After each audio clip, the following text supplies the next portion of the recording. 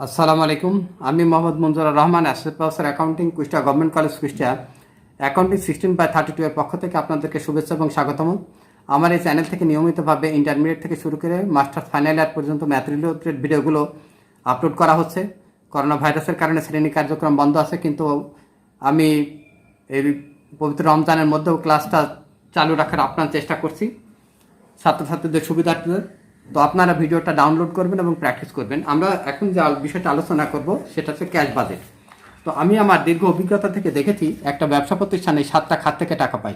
Receipt from capital stock issue অর্থাৎ মূলধন থেকে, রিসিপ্ট ফ্রম ব্যাংক লোন আর ব্যাংক লোন থেকে পাই, বন্ড ইস্যু থেকে পাই, ডিবেঞ্চার থেকে পাই, receipt from non operating revenue অর্থাৎ interest revenue, commission revenue, rent revenue, receipt from plant asset sold or intangible asset sold or investment sold, receipt from account receivable, বাকি বিক্রয় থেকে টাকা আদায়, রিসিপ্ট ফ্রম ক্যাশ সেলস নগদ বিক্রয় থেকে টাকা আদায়, রিসিপ্ট ফ্রম আনআর্ন রেভিনিউ। এই 7টা খাত থেকে টাকা পাই।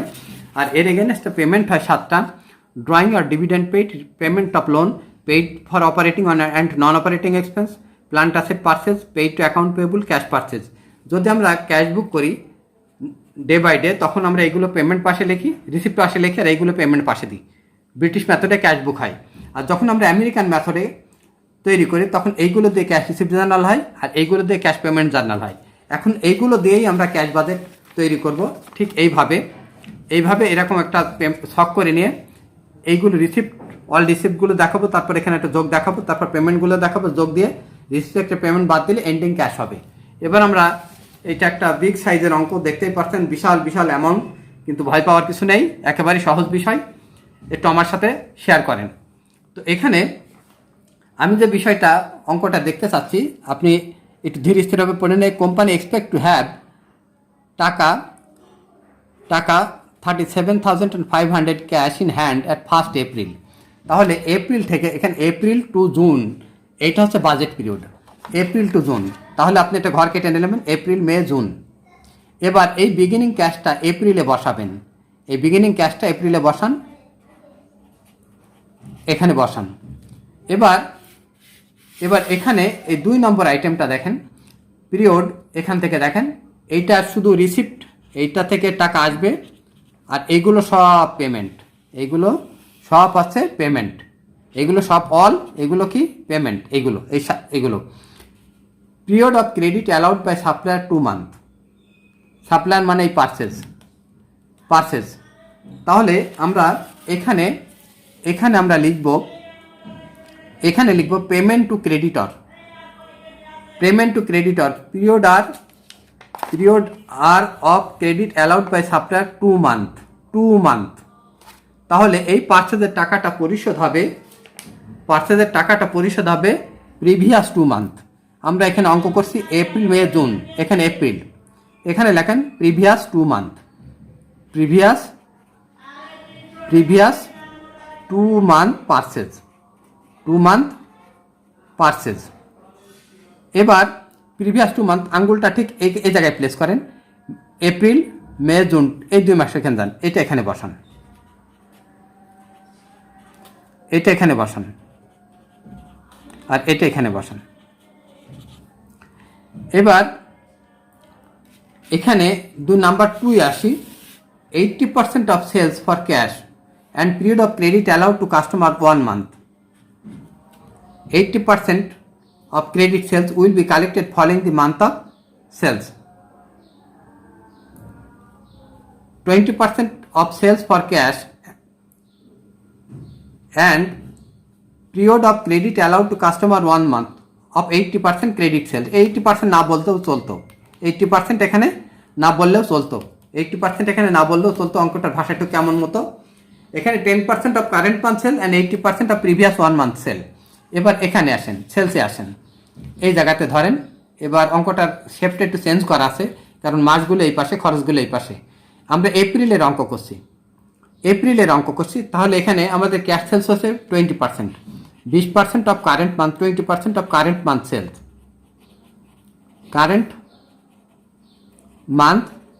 Sales. April 90,000 into 20%, 90,000 into 20%, 90,000 into 20%, that means 18,000. 1,20,000 into 20% equal to 24,000. 1,35,000 into 20% equal to 27,000. So 80% of previous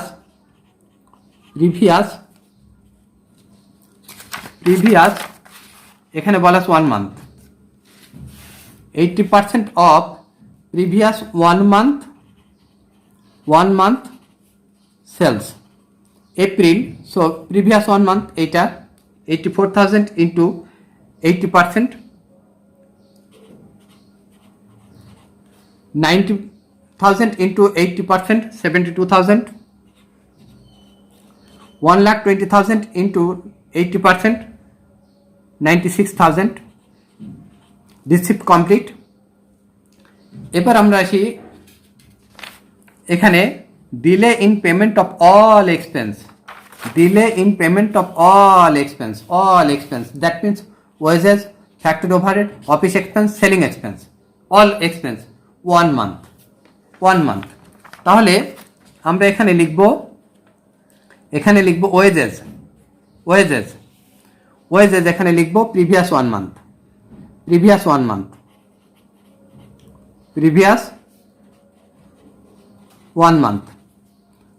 1 month wages, previous 1 month wages আমরা এখানে লিখব previous 1 month। wages এখানে আমাদের এপ্রিলে আছে এইটা, previous 1 month মানে এইটা 9,700 এইটা previous 1 month, এইটা previous 1 month।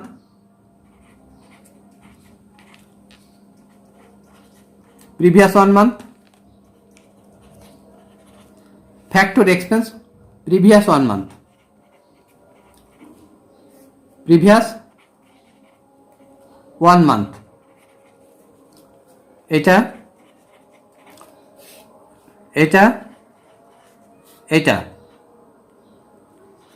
previous 1 month। office expense, previous 1 month,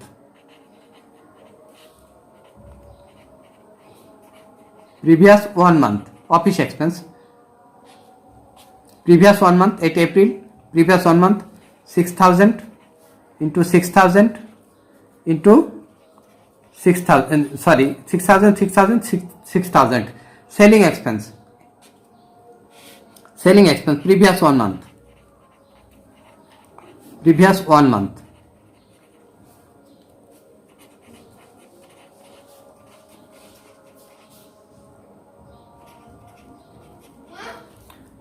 এবার আসি আমরা অঙ্কে ফিরে আসি। ইনকাম ট্যাক্স অফ টাকা 57,000 is due to be paid on June 5 June. Income tax paid আমাদের ইনকাম ট্যাক্স পেইড, এখানে ইনকাম ট্যাক্স পেইড হবে। ইনকাম ট্যাক্স পেইড আমরা এখানে লিখে নিই। ইনকাম ট্যাক্স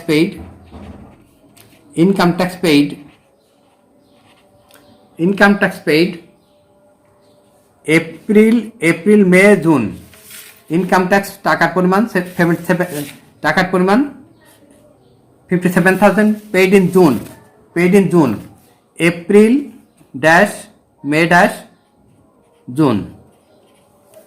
এবার the company is to pay dividend to shareholder and bonus to workers, dividend 20,000 and bonus to worker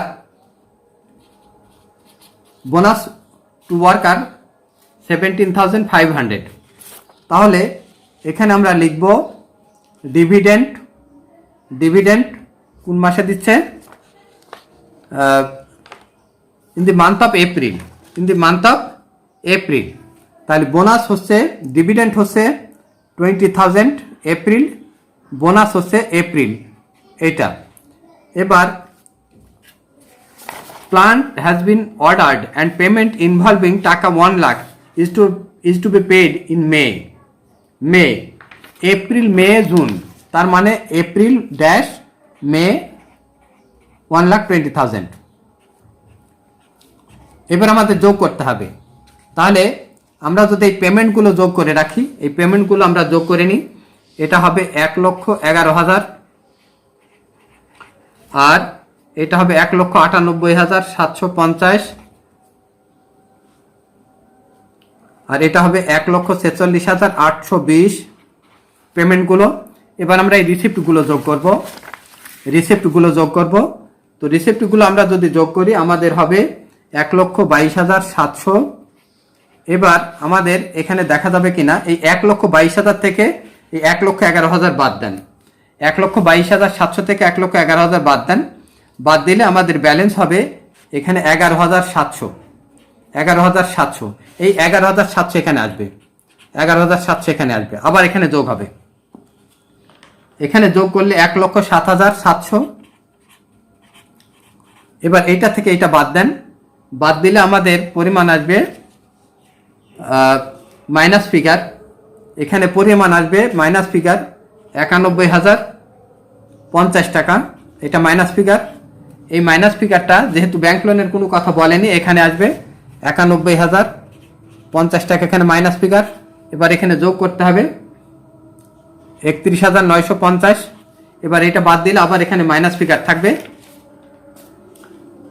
আমাদের minus figure থাকবে 1,14,870, 1,14,870। তার মানে আমাদের এই 2 মাসে তাই ব্যাংক লোনের ব্যবস্থা করতে হবে, নাহলে ক্যাশ ডেফিসিট হবে। তো অঙ্কটাকে এইভাবে যদি ধরা যায়, সম্পূর্ণ আসে কিনা দেখেন। আমরা এইভাবে যদি ধরি আমাদের সম্পূর্ণ অঙ্কটা এখন এসে যায়। এর আগে আপনি একটা স্ক্রিনশট নেবেন এবং আমার মনে হয় এরপর আপনি বইতে ফিরে যাবেন এবং কোনো অঙ্কে আপনার আটকাবে না। ভালো থাকেন।